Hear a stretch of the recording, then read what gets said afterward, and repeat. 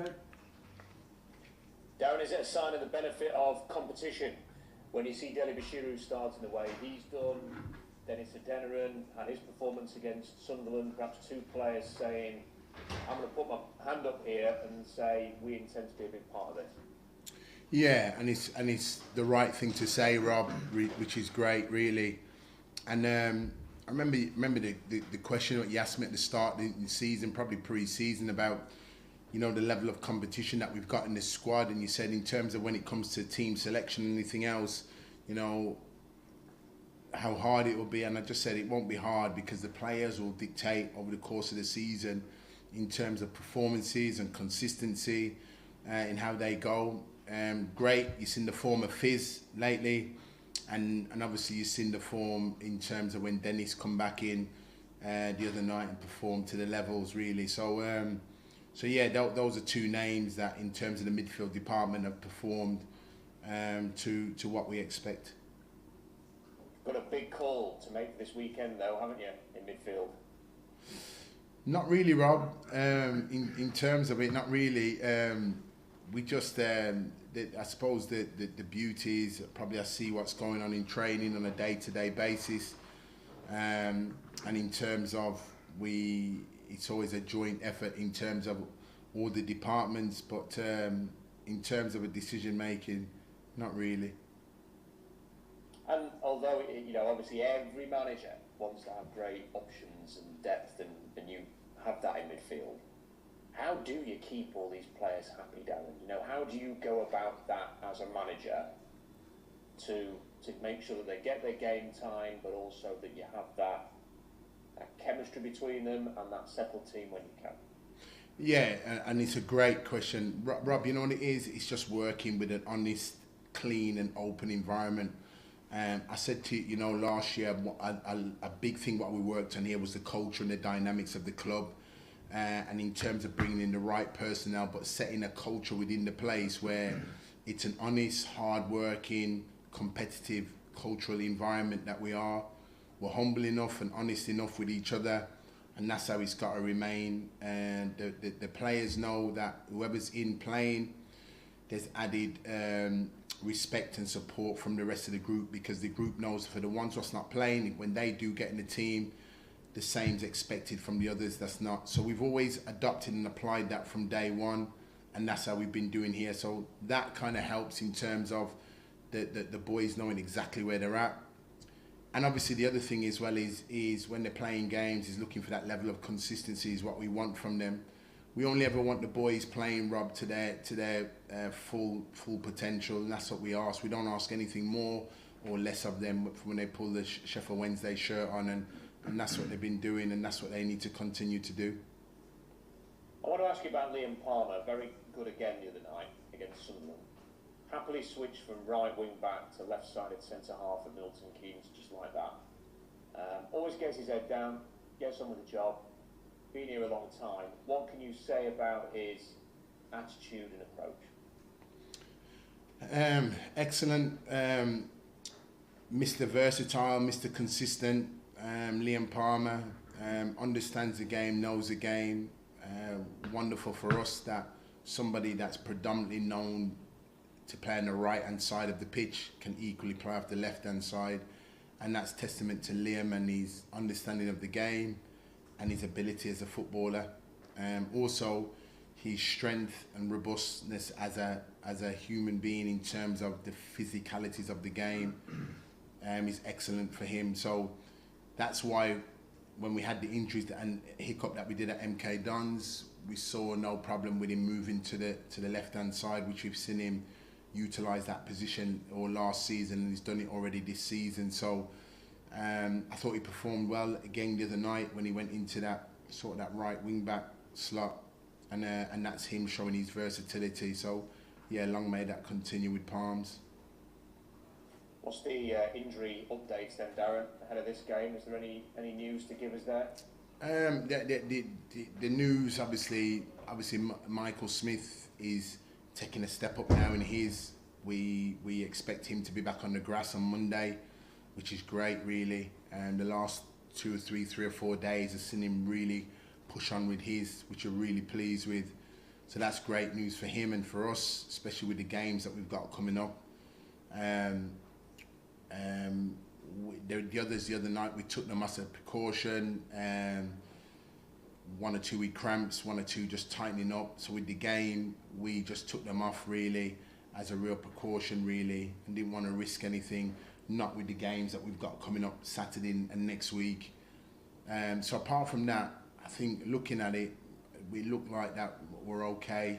And as I said, you know, they train today, and we get ready. That hopefully they'll all come in tomorrow. No reactions from today, and we look at the squad with regards to the game tomorrow. So just to check, is Lee Gregory okay? Is he available for you this weekend? He trained today, and with him training today, Rob, we put him through his paces today, and we'll see what reaction he gets tomorrow. I think we've just got to see the reaction, if at all any, he gets in the morning, really, in terms of what we've done with him today. I just wanted a quick follow-up on Firmino, because I know you said you didn't really want to put a time frame on it, and that's understandable. But are we talking weeks or months here? You know, is this a long-term thing, or is it just a case of he needs a few weeks? Yeah, no, Rob, it's a long-term thing, really, in terms of Akin. And we're all really gutted for him, really, because he had a good pre-season and was ready to go. The first opening game of the season, I just wanted him to feel the magnitude of Wednesday, the home crowd. But I always knew against the MK Dons he was going to get started and start off his career and get him in. And for that injury to happen, it's just really fortunate at their circumstances. So we're looking for a longer layoff, really.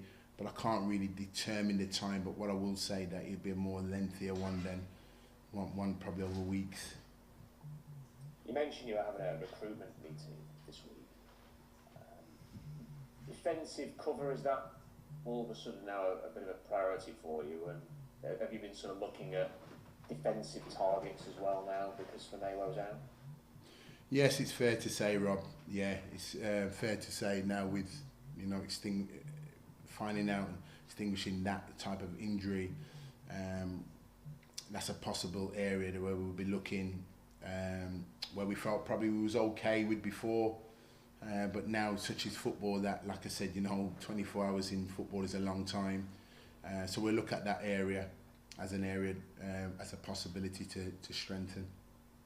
I've spoken to 3 managers today, Darren, and every single one of them wants a striker. I just wonder, is that a particularly competitive market at the moment, or on the other hand, are there just not that many players out there right now that are available that's making it, I mean, it's going to take maybe a bit of time for teams who want that position to wait a bit longer, and are you maybe one of those teams that are going to get caught up in having to wait a bit here? Yeah, you're spot on with your second part of it, Rob. It's just, and I'll echo that, what you said really, and we can just go off your words there, is that there's none available to get strikers now. There's not many out there, and that's why we have to eulogise. That's why, you know, getting Michael Smith, when we did get him in the summer, we're really pleased, because we just know what a competitive market it is out there really, for strikers at the moment. Everybody wants a striker, everybody does. It's just the way it is. And the nature of it, but the truth of the matter is there's not many out there, and if there is out there, people are holding on to them, and rightly so. So it's very difficult, but your second half of sort of the question sort of answers it, and it's definitely harder to get them in at the moment. Thanks for your time, Darren. Cheers for that. Cheers, Rob. Thank you. You alright, Darren? How's it going? Hey, Joe. Afternoon, mate. Just wanted to ask you first up, we just spoke to Michael Equay now, and you were saying how sort of the team had rallied around Akin Firmino after his injury. You talked about culture, really. Is that the sort of thing that you're talking about in terms of making sure that it is sort of one big family, I suppose? Yeah, good. They were all superb, really, really good, all of them, when it happened. And the feeling of that, he definitely contributed to those 3 valuable points, and seeing our first win of the season at the league, played a big part in it, and nullified a threat that they had on that sort of right-hand side, and showed what he was about really. And I thought all the Wednesday fans could see in that that time he was on the pitch, what he would be bringing us: size, speed, balance, youth. So all those things really, and that's what we've got in him. He's young. He'll come back from this stronger, better, and we'll get him right really in terms of it. But the way the group was at half time when they seen him and after the game, you know, accolades to the players really in terms of letting them feel that one really and giving them that positive thinking towards the injury and that. So yeah, it's something definitely, Joe, that we want to see in the group. It's the culture in the club, and we'll always keep applying that. Because that's something slightly different as a manager, isn't it? You know, you learn about the formations and the tactics and the coaching, but the human element of dealing with somebody who has just signed for a new club, has got, like, you know, so many expectations for a season, to have that all taken away from him so early, that is a completely different element of your job, I suppose. Yeah, it is, but it's still part and parcel of the job really, and for him to come here and be a new squad member, but and I'm not speaking out of term, and I'm acting, you know, I'm not trying to embarrass him, but he's such a wonderful character, and that's what we've tried to work on, as well as bringing the players that we bring in. They've got a wonderful character around them, and added in with the group. There's a lovely spirit within the group and in the camp that it's great for me as a manager to see, and it's just really good. So in terms of that, when one suffers, everybody rallies around him, and that's been the support really. So it's a real nice part for me to see, because in terms of managing the club from a day-to-day basis with the squad, it's great to see the squad applying those principles to a fellow teammate. Just wanted to touch on Josh Windass. He did play in a he had like a patch on his knee in the MK Dons game. We saw it on him in training as well. Is that something that you guys are just managing, or is it anything that needs to be worried about? No, and you know, Joe, like a lot of these players wear tape. You see them all down the hamstrings, around knees now. It's this stretchy, I don't know the exact terminology of the tape to use, but you see them all knees, hamstrings, underneath the socks, ankle strappings. There's all those things that go on. I think probably it's looked upon in Josh because it's probably been more visual, really. But if it helps him in training and in games, for that added support to what he may think with the volumes that he's putting through his legs and on a day-to-day basis, then that's fine. You know, what Josh is looking to do from his individual point of view is he's fit, he's good. He just wants the match and the game time and the volume really, to cross over that threshold and find that consistency and that routine that he wants. And the more games he plays, the more he's getting back to full fitness towards the Josh Windass that we all know, and we've certainly seen signs. I was really pleased for him last week that, you know, the week before he set up the goal for Marvin, so he had a wonderful assist, and then to get the penalty last week and convert it was credit to him. So all those kind of aspects for Josh, week after week, is building him back to the Josh Windass we know, because we know when Josh Windass is fully fit, he's a wonderful player. And he's an effective player for Sheffield Wednesday, and there's no better sight than seeing Josh Windass when he's in full flow. Perfect. And I just want to touch on the transfer window a little bit. You obviously got the chairman around in the same time zone at the moment. Is that quite nice when you're sort of discussing your things, to not have to worry about what time it is in Thailand? Yeah, I always say I really do enjoy and love when the chairman's here, because it's wonderful that we're all here on the same page, and he's within the club. He can see the dynamics, everything what's happening at the football club, but also he can come and sit at the training ground. He can get the dynamics of the players. He gets to meet the players. He sees the players. We all know that he's in town. So for somebody that's sort of invested heavily in the club, we're always open for him to see the exact things that we're doing at the club. So for him to be here as well is so it's wonderful really. So I always welcome and enjoy the time when he's here on home soil here in England. Perfect. And just very lastly, you mentioned before about, you know, potential loans. There's been a few clubs that have asked about Wednesday's players. Do you still think that some of the youngsters could go out? We've got 2 weeks of the window left now? Yeah, there is. There's been a couple of inquiries this week again, Joe. So as I said, we'll only look at them as well if they're the right ones. But again, for some of the youngsters here, there's been a couple of inquiries, and we think as it nears the end of the window, then I think that more interest will gather for them really. But as I said, when it's right and we feel it's right for the younger ones, then we'll look at that. So just to clarify, those ones that have come in, have they been rejected, or have they been just put on the back burner for now until you know what's going on with your side? One's been rejected. 2 of them currently now are being looked upon now. So we've got 2 offers in for them now, and we're looking at them now, possible. Is that for Alex and Ryan, that? I wouldn't like to say, Joe. I've got to try. No worries. Cheers, Darren. Cheers. Darren, how you doing? You alright? Hi, Alex. Yeah, good, thanks. Good stuff, good stuff. Just picking up on something you said there about the character of the squad, it strikes me, and certainly, a couple of us have written this, it feels like quite a likeable Sheffield Wednesday squad. There's a common touch to it in some regards. How important is character when you're going through a transfer window and picking up players?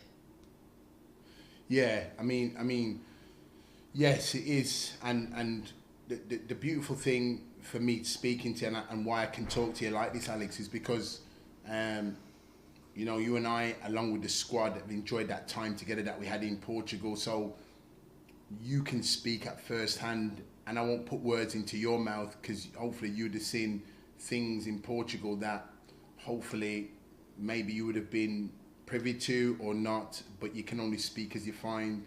And hopefully the group, along with myself, welcomed you into the camp in terms of where we was at. You've seen some of the work we was doing to get ready for the start of the season. So you've seen some of that work that we've done in pre-season, and we apply it at the start of the season, and we've had some positive results from it. So that comes from that, but also it comes with that added determination, the competitiveness within training, but also at the same time off the pitch, they're good with one another. So it's really, really important when it comes to bringing in new faces added to the squad. Absolutely, that the character of the player is really important. But also what I feel as well, Alex, that if the character of the individual coming in that's not quite up to the level, then where the group is at, that individual will get to where the group needs to get to in terms of getting that character. So it can work in both aspects, that you could be going for a player that you feel is a great player, but his character may not be. But when he comes into here and feels that we're all together and we're all for that individual as well as collectively as a group, then hopefully that will go in tandem in terms of what we're trying to build and drive here. Yeah, makes sense. Your friend Paul Warren has spoken about the volatile nature of the transfer window. I think they've had a bit of a blow, or expecting a bit of a blow. Can you sort of explain to us how volatile the modern transfer market is? You've said a few times things can change in 24 hours quite quickly. Is it more volatile now than it always has been, or?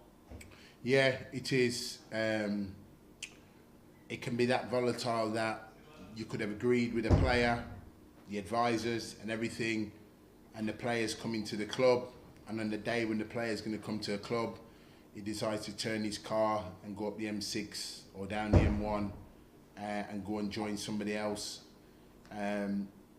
So, it can be that volatile. One of the players we've signed this season, even at the 11th hour, which I'm not going to put figures into it, but we had a championship club come in at that 11th hour whilst the player was in the building, and it can be that volatile up to the millisecond really in terms of signing. And it's nothing against the player or the representative, it's just how competitive the market is. I'm talking like minutes before signing the contract, a club comes straight in looking to unsettle the player, to offer more for the player to go. But the player's heart and mind's got to be set, and that's what happened, why he ended up signing really. So it can be that volatile up to the minute. So it's just me giving a little bit of exposure to how this transfer window can go. So to go with my counterparts, the other managers, we understand it very much so. And when he says that, I understand where it is. I'm just taking it to the next level to show the people how volatile. And we're all trying at the end of the day. We're all competitive. We're all competing against each other to get these signatures of players, because we all know what our squads look. We all know what we want our squads to look like, Alex. So it's a real competitive market out there, and it'll get more and more as the window draws closer. Why is it perhaps more volatile now than perhaps when you were a player? Is it the presence of agents? Is it the immediacy of everyone having a mobile phone? What are the reasons, you think? For me, I think, for me, it's just my opinion. I think we've come out the back of a real tough time with COVID. As we see today, the real tough extreme measures that we're all under. Everybody's under real tough extreme. Football clubs are no different in terms of getting players, and that's why a lot of free transfers and players have been snapped up early in the window. What I've noticed from my angle as a manager is players, younger players that are really felt in their development, that could have done with a League One experience and develop and know-how and be in the competitive environment. League One, they're all going to the Championship. So what I've noticed is, from my perspective, is even talking to players that you think that we've got a real genuine chance for, they want to go to the Championship because that's where it is and that's where it is. And in my eyes, I think the Championship with some of them are just too much. And what happens is they go there, they have a game or two, the sheer pace and volume of the Championship is so much that they find themselves coming out the team, and you want them to come here, but such is the high demand and push from the clubs where they're at, and the representative and the player himself, that by the time they go there and experience it, they realise the volume and the levels that they've got to get to. And not only that, but the Championship, the pressures in that league to be demanding, that usually the younger boys sort of fall to the wayside really, in terms of them on loan because of the demand of the Championship. That's just my opinion in terms of how I see this season going and why it's so competitive out there really, Alex, and that's the reason that this season I think it's been a drop off and a backlog from the COVID that we've all suffered, and where we're at. I think football clubs still need that other season with the fans back in to really get that turnaround before one or two get really back firmly on their feet and can push on. Interesting stuff. You may want to answer this, you may not want to, but we spoke to you after MK Dons. I think a few of us that were there sort of, I don't know, saw a bit of a glint in your eye perhaps when we asked you if there was any progress on the transfer front. Has something changed there, or is the situation as it was? No, I mean at the moment it's nothing's changed there, but I call it a process, Alex. So even though nothing's changed, you still got to go through the process that you're going to let it happen. So what I'm saying is, we've not stopped the work. The work hasn't stopped at all. We'll still continue to do what we're doing. And as you can see, it's just as well we did our work early, because you've seen how hard it is now. And that's why we were so pleased at the start to how early we got our work. And certainly for me as a manager, the summer at the end of the season, and taking that decision instead of to go away and to work, I was really pleased to get the players in and the personnel that we did, because coming back I knew that the level and the volume of competition would be fierce, and it's proving that way really. Not to say we're still in there fighting with everybody else, but it's a real fierce market, but we still keep working. Also, even from the MK Dons game, work's still continuing, but I got nothing to really report on really at this moment in time. Just because there's been no sort of disappointment or blow since we had that chat in terms of anything that might be going? No, not at the moment, and hopefully we won't get any disappointments. Hopefully, where we are, we're still fighting to get in there, but we understand where the market's at, and we understand where the competition's at, and we have to still keep our focus on the games programme, because that comes thick and fast. And tomorrow we've got the game, another important match tomorrow. Do you enjoy any of this? I know you've said a number of times that you're a training ground manager, that's where your sort of passion is. But all this speculation, idiots like us, asking endless questions. Do you enjoy the transfer market?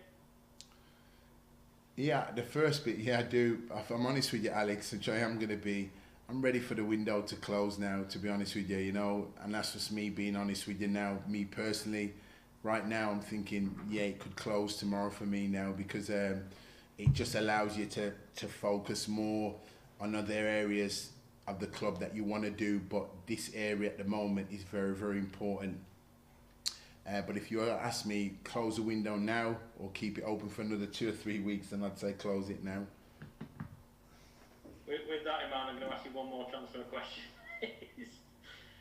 You mentioned, I think, with Rob about pre-Charlton and perhaps not quite being ready to be a third choice goalkeeper. Do I detect perhaps that the club might still be looking for another goalkeeper, or are you happy with your lot?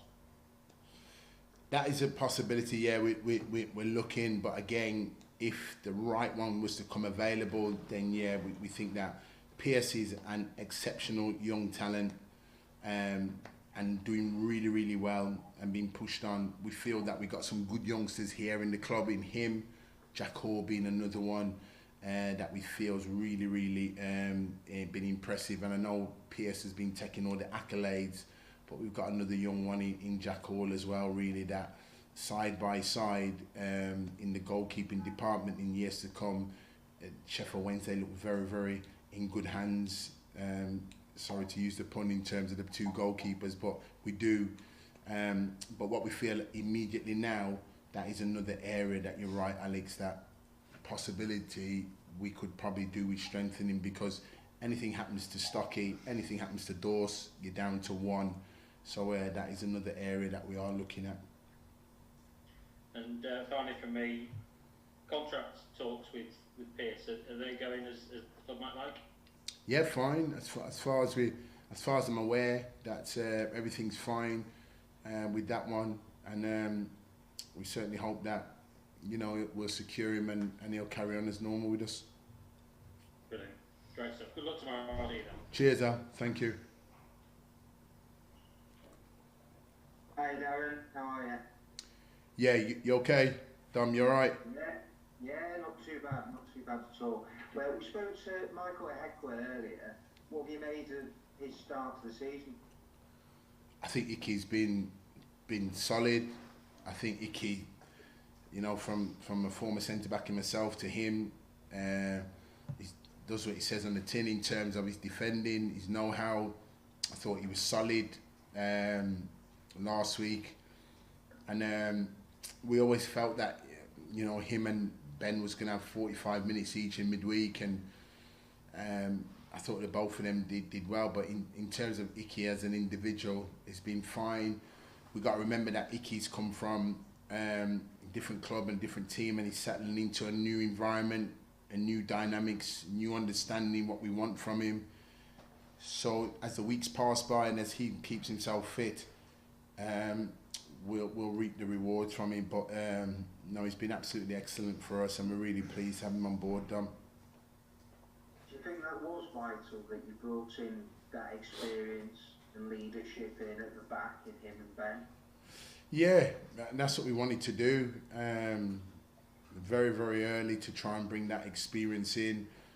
But the both of them are in an environment and at a club where they too are being challenged, and they're too being challenged week in, week out. And that's why they're both coming here, and we're pleased to secure the both of them.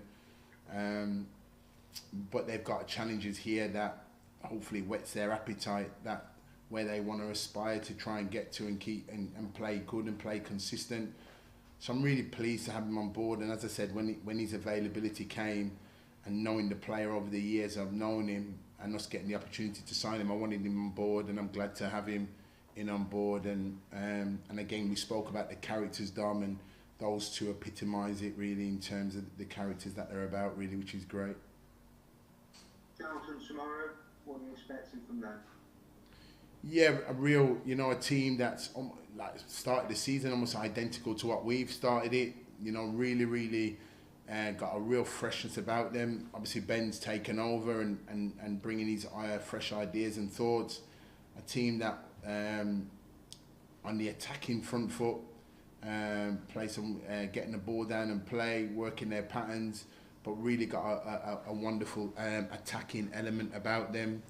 And you can see them in that transition period, but you can see the patterns in terms of the work that Ben's putting into them. So, you know, they'll come up here really confident and in buoyant mood. And it's a great game for us, you know. Both clubs playing each other last season, us playing down there in the opening game of the season, and us having to put in a real good shift to come away with the point. And then obviously we won the return fixture at our place. So, you know, we expect a tough game again tomorrow with them, and a game that they've got some wonderful attacking minded players in their team with great flair, and we're going to have to be really, really concentrated and certainly defensively at our very, very best. How well do you know Ben Garner? Yeah, we had a stint in the time we worked together at West Brom, so I know him really, really well. I know the hard work he puts into the game. I know his desire and his temperament that he puts into the game. I thought he'd done a magnificent job at Swindon last season and missed out by a whisker. And he's obviously taken the option to move that level above. And that club with that bigger expectations, but it shows his temperament and his desire as a manager wanting to step into that and adopt and apply his principles to the team, which I can see that already in how his team's shaping up. Did you always see him going into management? Yeah, he always had a desire for that, always had a desire to go into management, and never made any shortfalls in terms of his speech when he spoke about management. And as I said, you know, it's great to see him in there. I look forward to seeing him tomorrow, and I'm sure that we'll catch up during and after the game. I know you're focused on tomorrow, but how much do you think are we going to learn about this team over the next week with the games you've got coming up? Yeah, great question, Dom. And always learning with the team in terms of where we got. You know, we've had probably 8 bodies come in, and with the group now, so we're learning all the time. We're developing as a group all the time, and these next 7 to 10 days, we'll see exactly where the group's at, and in terms of where we're at, really over these next sort of 7 to 10 days. With the teams and the fixtures that we got, they're all exciting ones. Looking at tomorrow against Charlton at home. You've spoken a lot today about how competitive it is in the transfer market right now. Do you think that some of your business could go to the last day? I hope not, Dom. I really sincerely hope not. But I'm prepared that it might well do, but I hope not.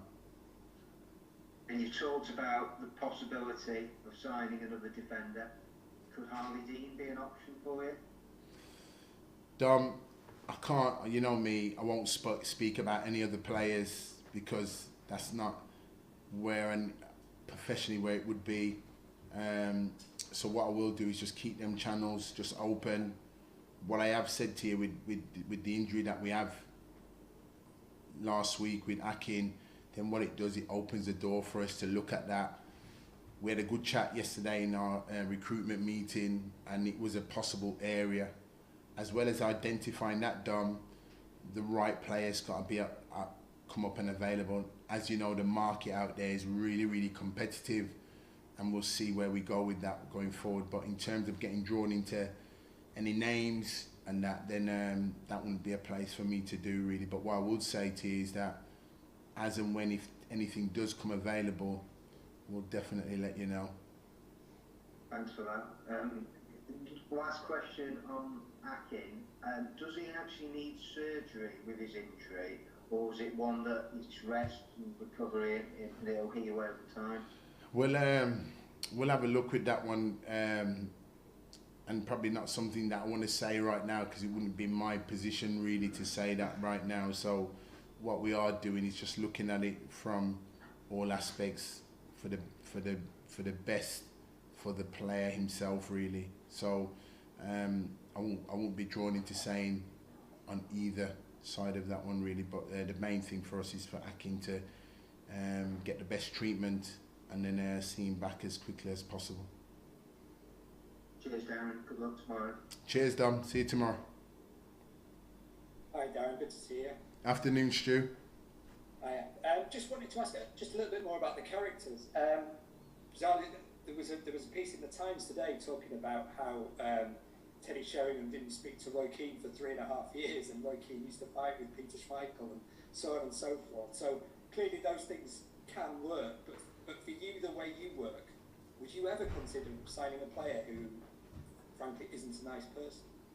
Not to put past you another. Yeah, I don't think people are deliberately not intentionally looking to be not nice, because sometimes you can go into a football club, Stu, and sometimes the dynamics and the characters of two individuals might not just hit it off, which you thought it was.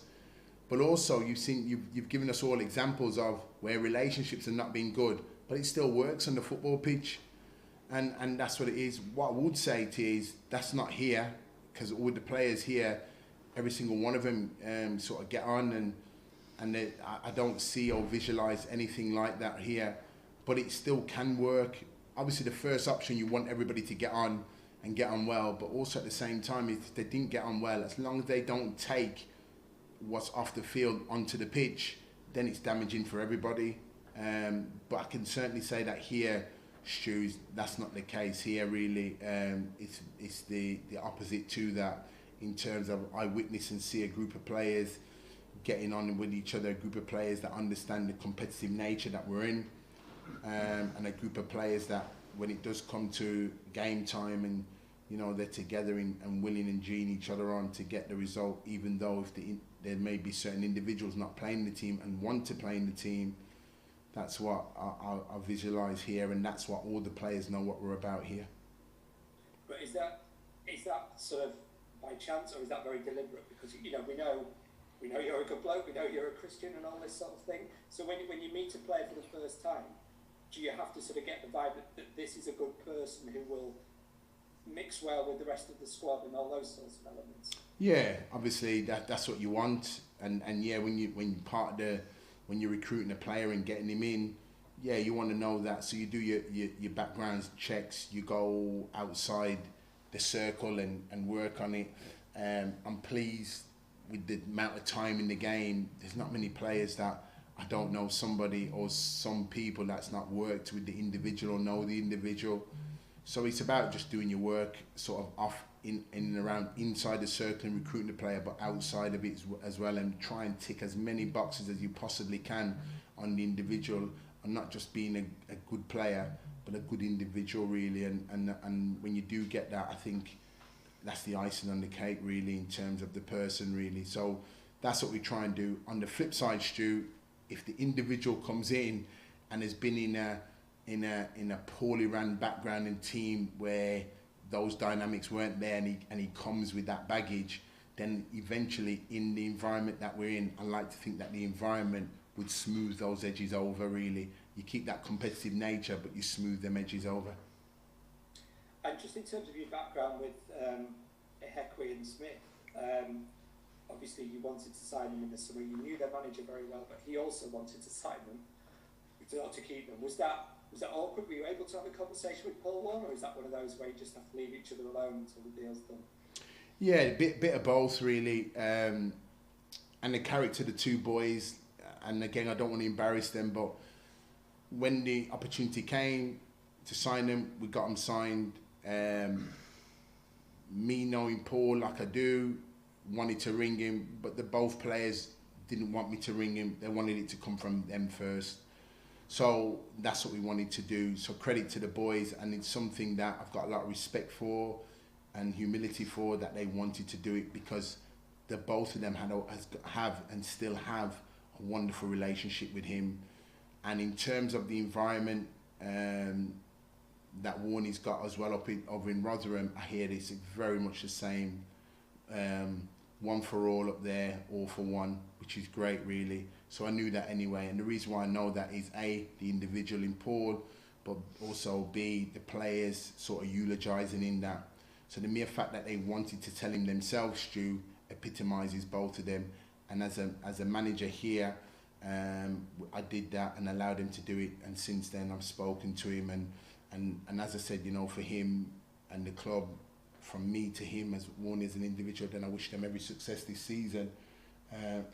Inside the pitch and outside the pitch, our friendship will carry on as normal. Sure, yeah. And just in terms of Michael, obviously, you talked to Dom about the experience him and Ben bring. I don't know anything about Ben, but Michael's clearly a personality who talks a lot and, you know, passes the experience on. Some people have experience but don't really communicate it very well. Was that an important box to tick when you were looking to sign? Yeah, and that was really important, because somebody that's been there, done it, got the T-shirt, what more better, and still have a lot to offer in the game.